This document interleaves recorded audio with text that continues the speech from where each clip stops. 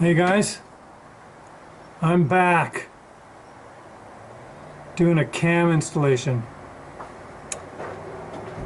Now, I'm pretty happy with this engine, with the power and everything, but the mid-range kind of sucks because I increased the tire size by 3.5 inches, and I like the ride height. I went to a 16-inch rim, so that opens up a whole new realm of tire sizes. You know, it's pretty stock all around, but it's no lift kit or nothing, stock ratio. And it turned into a bit of a dog when I did that. 307, you know. I know they're saying, well, put a 350 in it, man. Well, that's fine and dandy, but it's a lot of hassle, and I gotta rebuild one. Money, time, you know, try and utilize what I got in here. Besides, you know, 5 liters versus 5.7, I'm gonna get better gas mileage. And, you know, I'm not turning it into a hot rod or nothing. Just gotta haul my camper around. Okay, so what I'm doing here, I'm getting it prepped for a cam installation. So the first thing you should do is establish firing the #1 cylinder before you start tearing it down. Now, I've pulled off the rad hoses and I've drained the rad, and I can actually drain the block here too.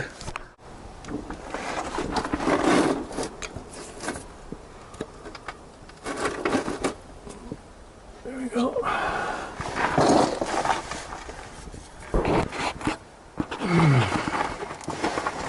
Hard to get the lighting in there with my head cam.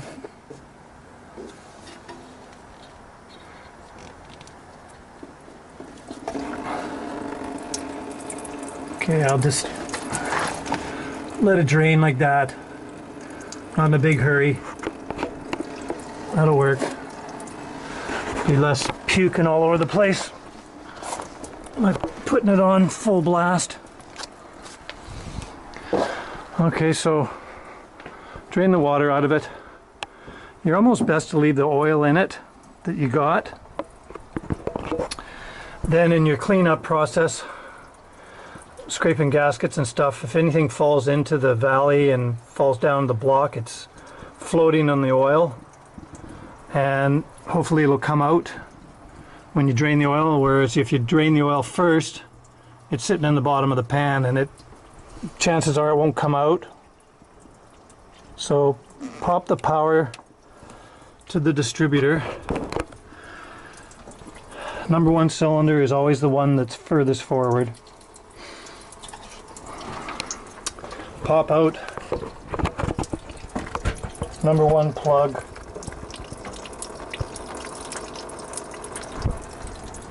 And if you got a remote starter, which I do, which I can't find the damn thing right now.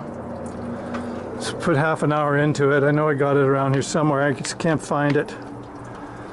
Hook it up to the starter solenoid there, and you just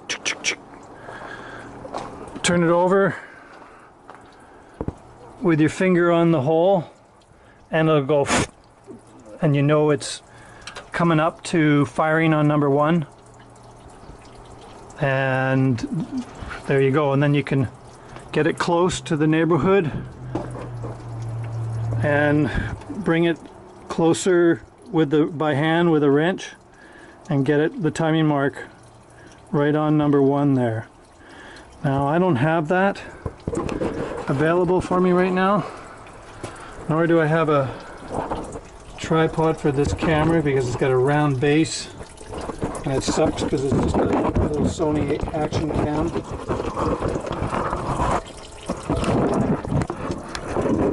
You have to just bear with me here.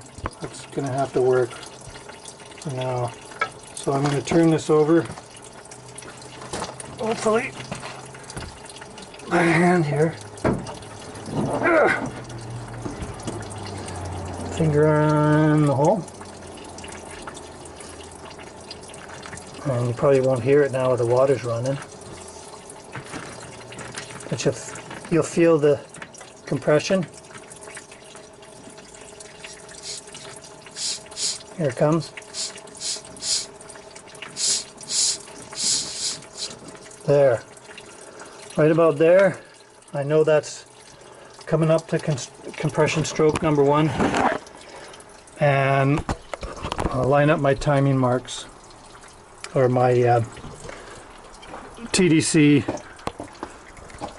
firing on number 1 down there. I can't see from this angle. I need something to stand on here. I'll get another block to stand on and get into it here, but just want to point that out, because when you're doing a cam installation, you got to get the thing to fire right away, otherwise you can destroy it. If you're sitting there going, no, no, no, no, no, no, no, no, no, no, oh, gee, 180 out, no, no, no, no, no, no, no, no, you know, it's wearing away. You need oil pressure right away. You know, your investment could be hooped by not getting the thing to run right away. So that's super imperative that you get the timing marks lined up there. And then when you install your cam, you know the crankshaft is in the right position, and you know the keyway gear will go on there and it'll line right up with the camshaft gear. And if you're going to play around with the marks on the camshaft, which I'm not, at least you know your crank is lined up. Okay, I'll do that, and then I can start the tear down, because I know it's not 180 degrees out. It's lined up there. If I can get the lighting here. Here, you can see it coming up there. There it is. It's just coming up. And oh yeah, you always turn it clockwise. It's always clockwise, looking at it. Turn it that way. Don't turn it counter. And same thing. Distributor.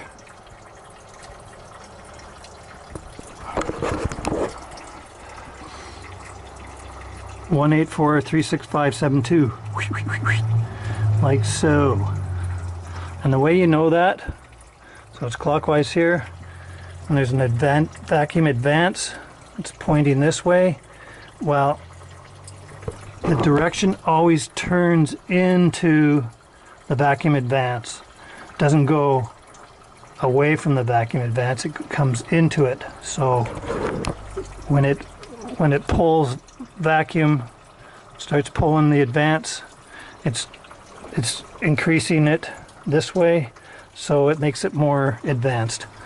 Anyways, just pointing those things out. Let's get the wrenches out and start tearing it down. Okay, I got all my wires all marked, numbered up. I'm changing the distributor to the MSD one, and it comes with a cap and everything, so this is all going. But the wires are going to stay. I'm going to keep them in place. So I don't think they're going to be in my way here for pulling off the intake manifold, the valve covers. I'm changing the springs. Comp Cam doesn't recommend that you use the stock valves, the valve springs. They provided springs, retainers, keepers, lifters, camshaft, timing chain set for this K10 235. And as I say, I'm going to keep the wires in place so I don't have to touch anything there. I think they'll be out of my way. So I've marked them all, both ends. That way I know there's not going to be any screw ups. Okay, so I'll pop out the distributor now. I'm going to have to pull all the wires off of the cap and lay them off to the side so they're out of my way. And with small block Chevys, HEI, number one, let's turn on my headlight here. Number one is always on the driver's side of the wiring harness there that goes through the distributor. One is always there. And you won't make a mistake if you keep to that formula.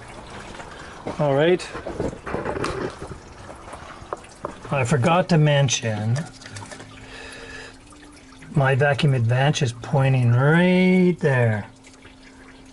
I mean, you can make a mark down there on the base of the manifold.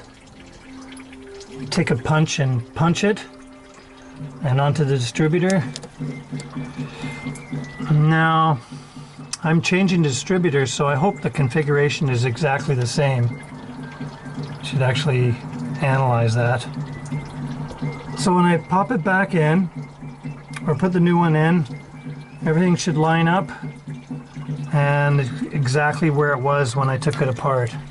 And I know it'll fire right on the mark.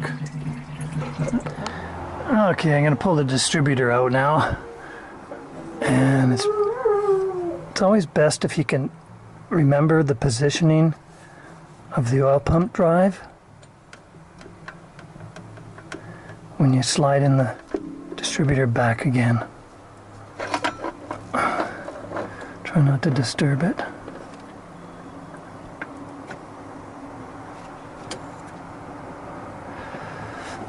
Okay, so in relation to the wiring, let's lay it down here.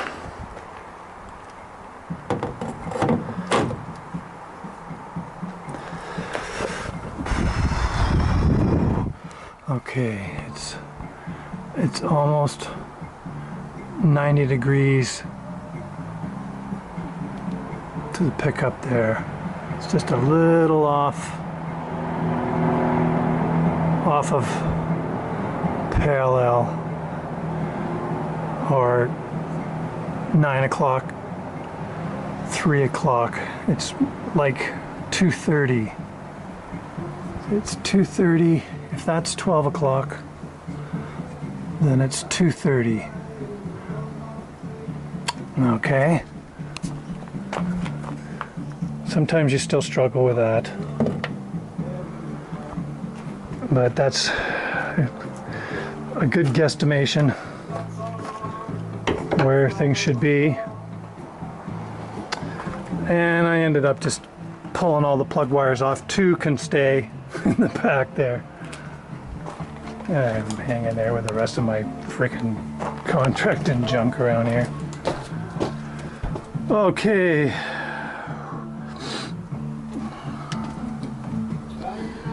I gotta get some lunch here. Try and keep the engine closed the best you can for as long as you can. You know, bugs falling in or whatever.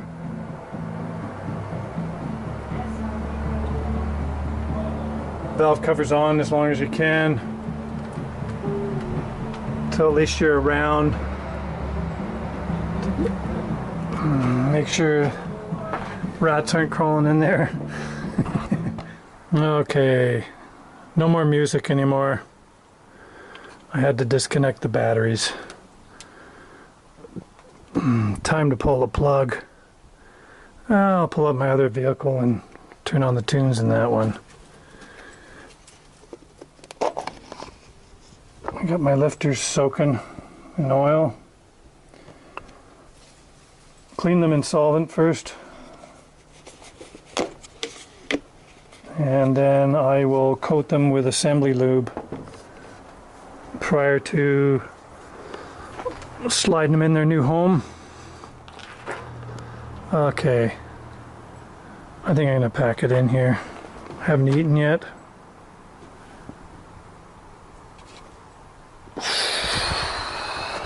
Where did I take the timing cover off? Harmonic balancer, take the rad out, and if I remember right, the support here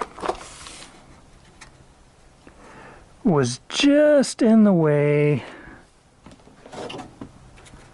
when I see I cut it. I cut it right there. And I've re-welded it up. Pretty sure it was in the way for sliding a cam in. We'll see. It's a long time ago.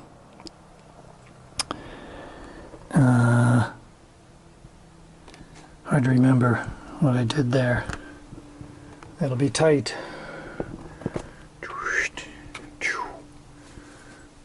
And it's right in the middle.